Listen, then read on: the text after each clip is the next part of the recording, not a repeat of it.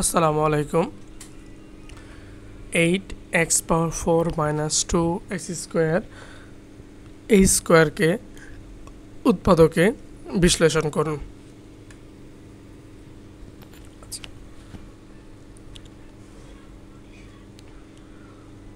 তাহলে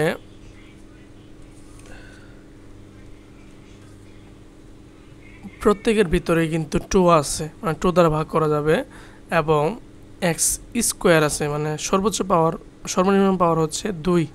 তাহলে থাকবে হলো 4x² - a স্কোয়ার, তাই তো 2x² রেখে দেই এবং 2x² - a স্কোয়ার 2x² এটা হলো কি a square - b square, a plus b into হচ্ছে কত a মাইনাস b, 2x², এটাই answer. 2x plus a into হচ্ছে 2x মাইনাস a, এটাই হলো অ্যান্সার।